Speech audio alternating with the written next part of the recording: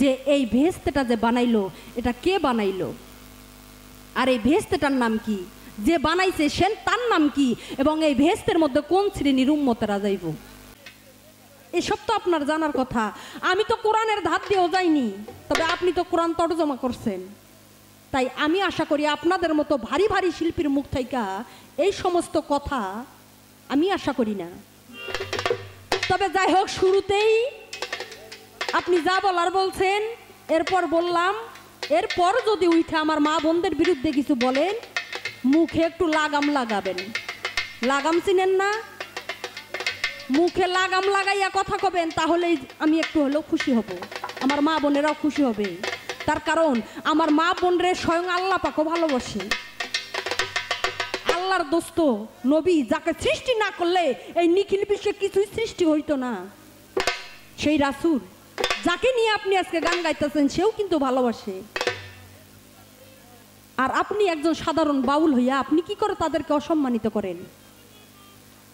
কি সুন্দর কথা বইলা গেল বাবা, যে আমার মা বোনেরা নাকি আলুর স্টোর। হাই সর্বনাশ, আমার মা বোনেরা কোন জায়গায় থেকে কোন জায়গায় নামাছে ভাবছেন?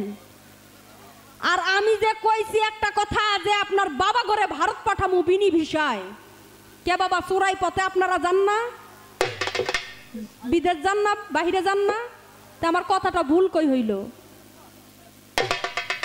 আর আপনি আমার মা বোনদেরকে আলুর স্টোর বানাইছেন, আর সেখানে আবার এ কথাও বলছেন, সেখানে যদি আমার বাবারা 2-4 বস্তা মাল রাখে তাহলেই নাকি সেই স্টোরের দাম আছে, নইলে নাকি জং ধইরে যাইব বাবা, চাইরানারও মূল্য থাকবে না।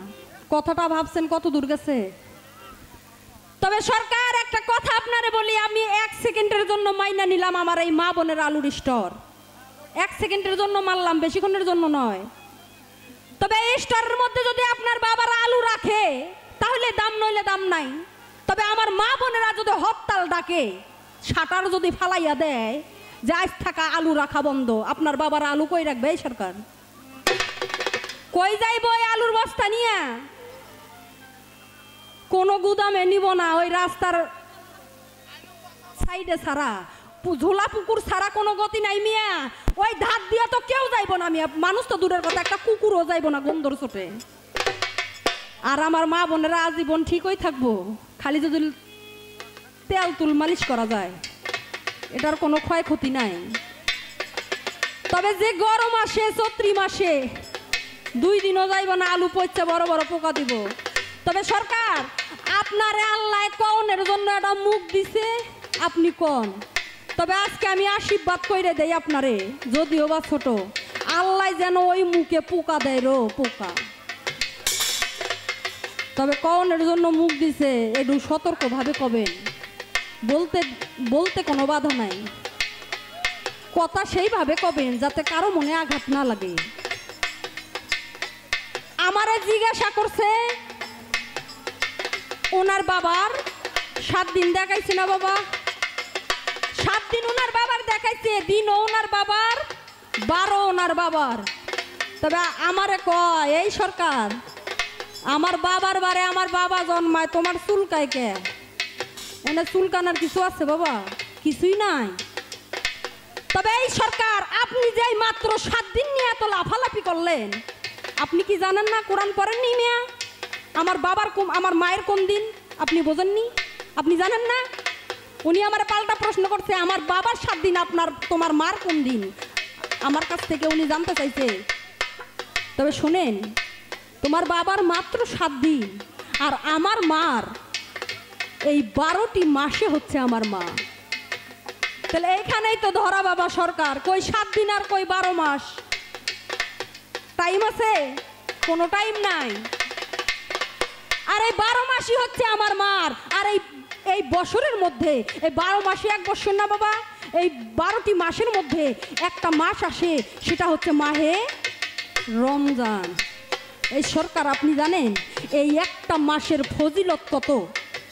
আপনারা জানেন না? আমার মা বোনেরা রোজা রাখে, নামাজ পড়ে, ইবাদত করে, আল্লাহকে ডাকে, নবী রাসূলকে ডাকে।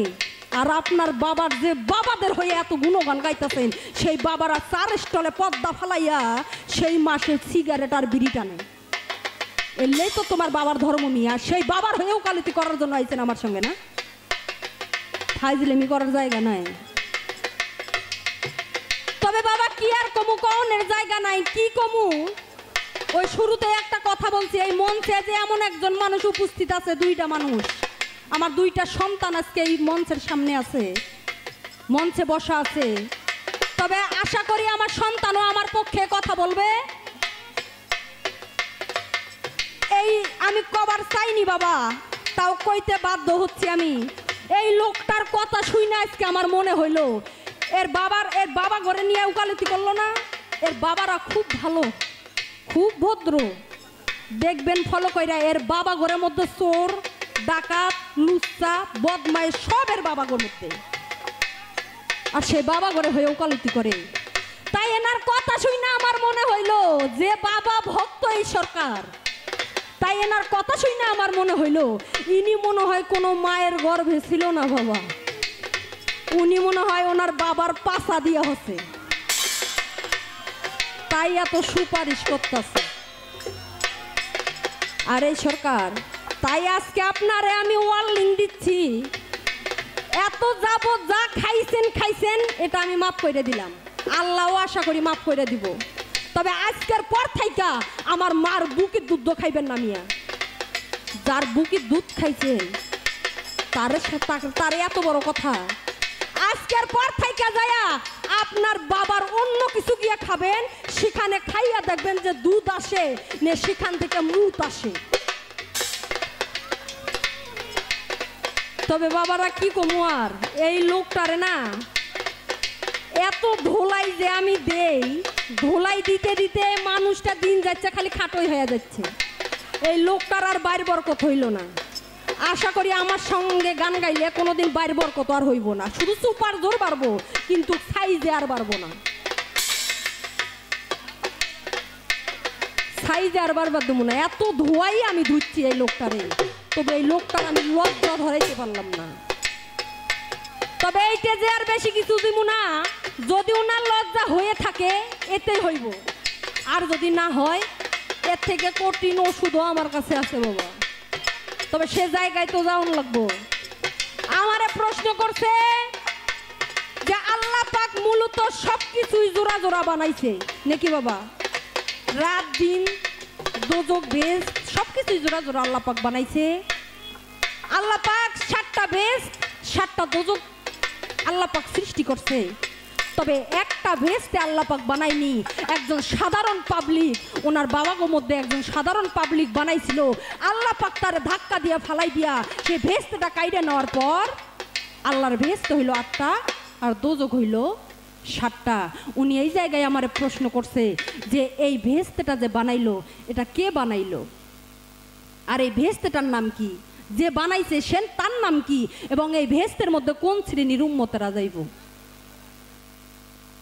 তবে শুনেন সরকার, এই ভেস্তেটা যে বানাইছে এ বাদশাহ সাজ্জাদ, যে ভেস্টটা বানাইছে তার নাম হচ্ছে বাদশাহ সাজ্জাদ, আর এই ভেস্টটার নাম সাইদ ভেস্ট। আর এই ভেস্টের মধ্যে সেই শ্রেণীর উম্মতরা যাবে যাদের পাপও রয়েছে পুণ্যও রয়েছে, এই শ্রেণীর লোকেরাই ওই পাবলিকের বানানো ভেস্টের মধ্যে যাবে।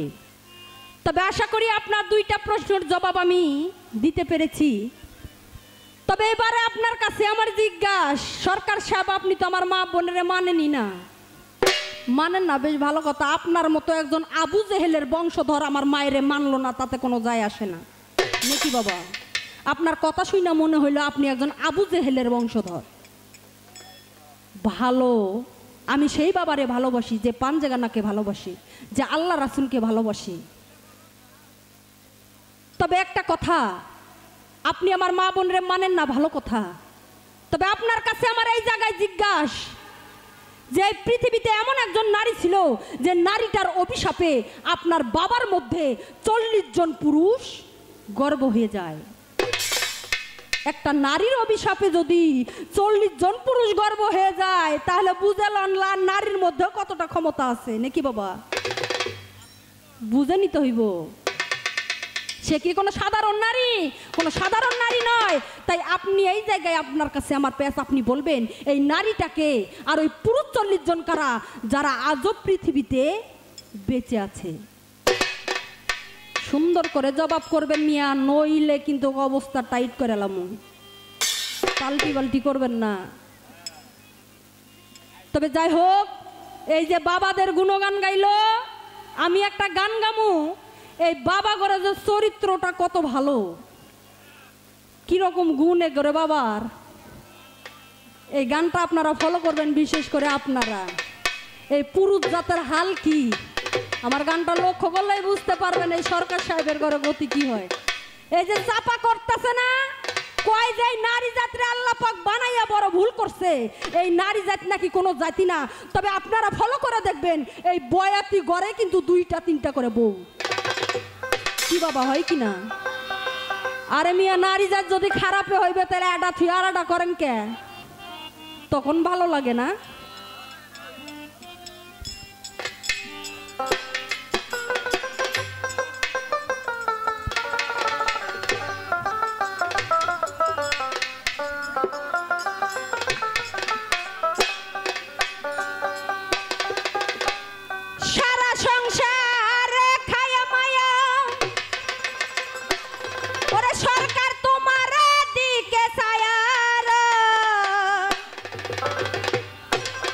আরে কেন ভোজো না যায়া মায়া রাঙা পা,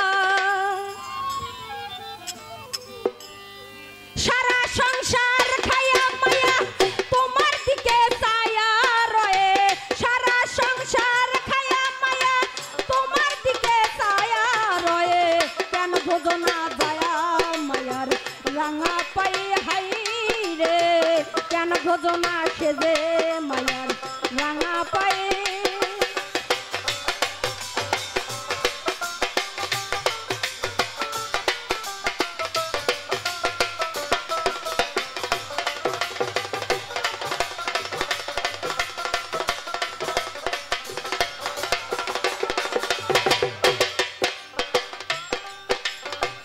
বিয়া শাদি হইলে পরে মাইয়া যায়া পালকি তরে, তোমার মতো চার বিহারা মাইরে আমার কান্দে লয়ে, তোমার মতো চার বিহারা মাইরে আমার কান্দে লয়ে,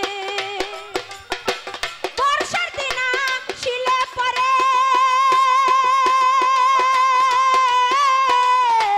মাইয়া যায়া নৌকায় চড়ে, পুরুষেরা লুঙ্গি মারে কুল না পায়া বৈঠা পায়ে,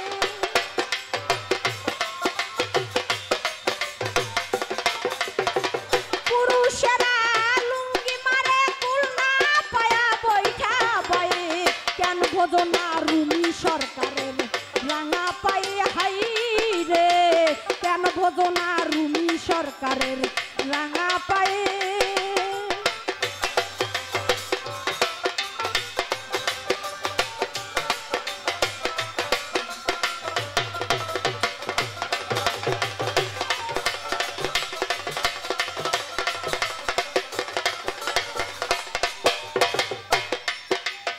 তবে বাবারা এখানে একটা কথা,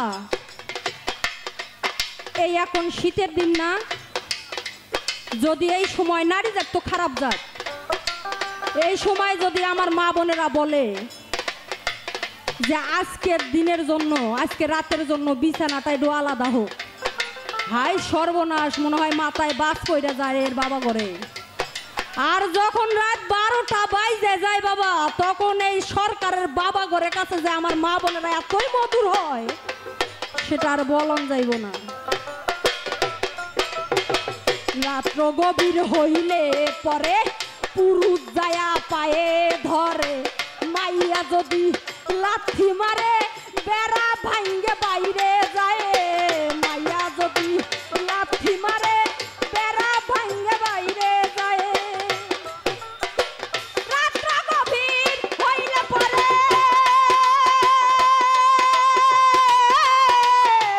সরকার যায়া পায়ে ধরে, রুমি যদি লাথি মারে বেড়া ভাঙ্গে বাইরে যায়,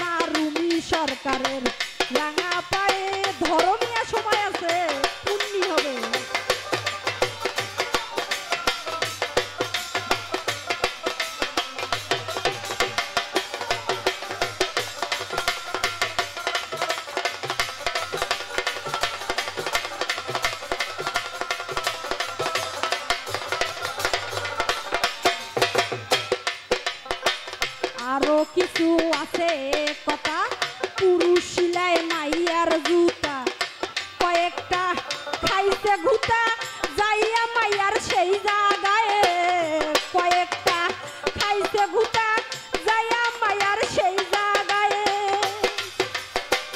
আরো কইলে কইতে পারি এজন্য না প্রকাশ করি বললে উনি লজ্জা পায়